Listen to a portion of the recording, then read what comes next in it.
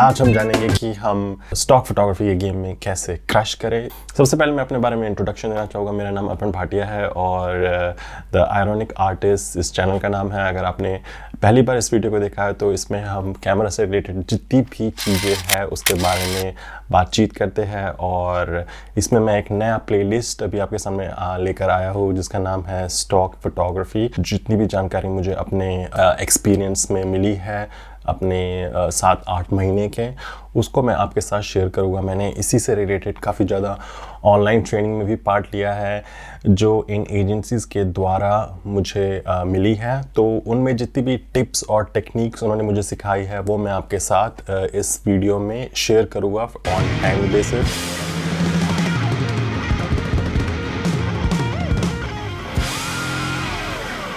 एक आदमी है जिसका नाम है यूरी आर्कुर्स।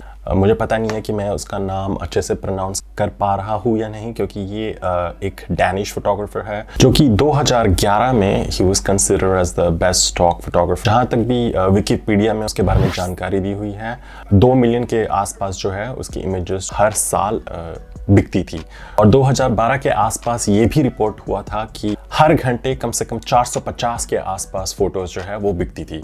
तो आई थिंक ये अचीवमेंट प्राप्त करना इज़ लाइक अपने आप में ही एक बहुत ही ज़्यादा सक्सेसफुल स्टोरी है और आई एम श्योर इसने काफ़ी लोगों को इंस्पायर किया होगा। यही चीज़ को एक तरह से जानने के लिए कि 2012 से लेकर 2020 तक अब 8 साल हो चुके हैं और इसमें मार्केट जो है कितना ज़्यादा सैचुरेटेड हो चुका है। मैंने भी एजेंसीज पे एक तरह से जस्ट आउट ऑफ क्यूरियोसिटी अपना कंट्रीब्यूशन देना स्टार्ट किया है, देखने के लिए कि कितना ज़्यादा जो है रेवेन्यू मिलता है। इंटरनेट पे आपको काफ़ी ज़्यादा ऑनलाइन ट्यूटोरियल्स वगैरह मिल जाएंगे। वो जो भी ये नॉलेज होती है वो इधर उधर से रूमर्स के दौरान जो है कैरी फॉरवर्ड की जाती है। मेरे ख्याल में था कि मैं इसके बारे में वीडियो काफ़ी पहले बनाऊं, लेकिन मैंने सोचा कि क्यों ना मैं इस पर खुद काम करूं 6-7 महीने और फिर अपने एक्सपीरियंस के अकॉर्डिंग जो भी मैंने सीखा है वो मैं फिर आपके साथ शेयर करूं। हैविंग सेड दैट, ये कहानी बताने का मेरा मतलब यही था कि देखा जाए तो इसमें काफ़ी ज़्यादा स्कोप है अगर आपको इसकी डेप्थ के बारे में पता है। At the end of the day ये एक बिजनेस है और अगर आपको बिजनेस का इनसाइड आउट पता है तो ऑब्वियसली आप इसमें सक्सेसफुल हो सकते हैं और ये चीज़ जो है आपको एक्सपीरियंस से ही मिलेगी। लेकिन अगर आप किसी और के एक्सपीरियंस से सीख सके उस सक्सेस को अचीव करने की जो जर्नी है वो काफ़ी कम हो जाएगी। Let me get the elephant out of the room, जो कि ये है कि जैसा कि मैंने आपसे कहा कि ये एक तरह का बिजनेस है और रियलिटी यही है कि सक्सेस का कोई शॉर्टकट नहीं होता है। इसमें हार्ड वर्क है। ये नहीं है कि आपको किसी ने कहा है कि फ़ोटो खींच के आप पैसा कमाएंगे। इसमें एक कॉन्सेप्ट होता है जो आपको फॉलो करना पड़ता है, इसमें क्रिएटिविटी इन्वॉल्व होता है और इसमें ऑब्वियसली फोटोग्राफी से रिलेटेड जितने भी टेक्निक्स वगैरह हैं वो आपको फॉलो करनी पड़ती है। ये एक हार्ड वर्क है। इसका मतलब ये नहीं है कि आपके पास 100-200 फ़ोटोज़ रखी हुई है, आपने उसको ऑनलाइन डाल दिया और आप एक्सपेक्ट कर रहे हैं कि वो बिकनी स्टार्ट हो जाएगी। आपको मार्केट के बारे में पता होना चाहिए कि मार्केट पे क्या बिकता है, क्या नहीं बिकता है, लोगों को क्या चाहिए और क्या नहीं चाहिए, और इन्हीं बातों को जानकर आप अपनी जो है सेल्स जो है वो इंक्रीज़ कर पाएंगे। सबसे पहले तो आपको इसको स्टार्ट करने से पहले अपने आप से एक सवाल पूछना पड़ेगा कि क्या आपको फ़ोटोज़ लेना पसंद है, क्या आपको कैमरा और फोटोग्राफी से लगाव है, क्या ये इजी है। क्योंकि बाहर से तो ऐसा लगता है कि आपको बस एक अपना कैमरा उठाना है और एक बटन दबाना है, लेकिन ये इसमें जितनी भी टेक्निकलिटी जो होती है, एक विज़न होता है और एक क्रिएटिव प्रोसेस जो होता है, उससे गुजरने के लिए आपको काफ़ी ज़्यादा पेशेंस चाहिए होता है और आपको लगता है कि इतनी पेशेंस आप में है, then I think you can proceed with this option। अब जब मैंने कहा कि ये हार्ड वर्क है तो उसका मतलब ये है कि इसमें कोई शॉर्टकट नहीं है। जितनी भी फ़ोटोज़ वगैरह है उनकी अलग अलग कैटेगरीज होती हैं। कमर्शियल फ़ोटोज़ लेने का जो क्रिएटिव प्रोसेस है वो बिल्कुल अलग है एडिटोरियल से। दो चीज़ को आपको ध्यान रखना पड़ेगा, एक है क्वालिटी और दूसरी है क्वांटिटी। ये दोनों चीज़ें जो है आपको साथ में लेके चलनी पड़ेगी।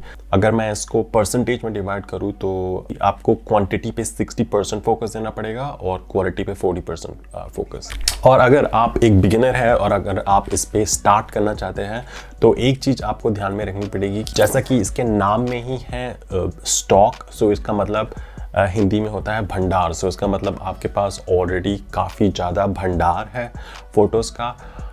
ये मैं इसलिए कह रहा हूँ क्योंकि फ़ोटोज़ को अपलोड करने के दौरान आपको कंसिस्टेंसी पे ध्यान रखना पड़ेगा। आपको लगातार फ़ोटोज़ डालनी पड़ेगी। अगर आप कुछ टाइम का अगर इसमें बीच में ब्रेक देंगे तो आपकी प्रोफाइल जो है डेड हो सकती है। The moment you will start uploading the pictures, आपका जो है कंपटीशन स्टार्ट हो जाएगा मार्केट पे। You are competing with a lot of people. अगर आप अभी बिगिनर है, अगर आप स्टार्ट कर रहे हैं और अगर आपको लगता है कि आप फोटोग्राफी में अच्छा कर सकते हैं तो मैं आपको सजेस्ट करूँगा कि आप मेक माई ट्रिप पे जाए और 2 से 3 जगह की बुकिंग कर लें। इंडिया में काफ़ी ज़्यादा सुंदर जगह है, जिसमें से आप 2 से 3 जगहों की बुकिंग करें।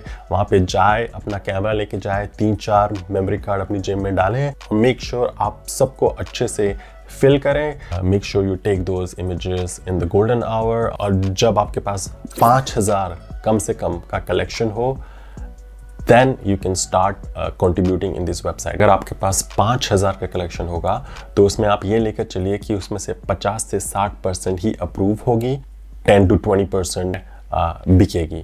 तो ये पूरा रेशियो का गेम है, ये आपको समझना पड़ेगा। ये नहीं है कि आप ये सोच के बैठे हैं कि मैं 1000 फोटोज़ लूँगा और वो 1000 की 1000 जो है बिक जाएगी। नहीं, ये एक रूल है, सिर्फ 20% फोटोज 80% पार जो है बिकेगी, right. So the 20% of your images would sell 80% of the times.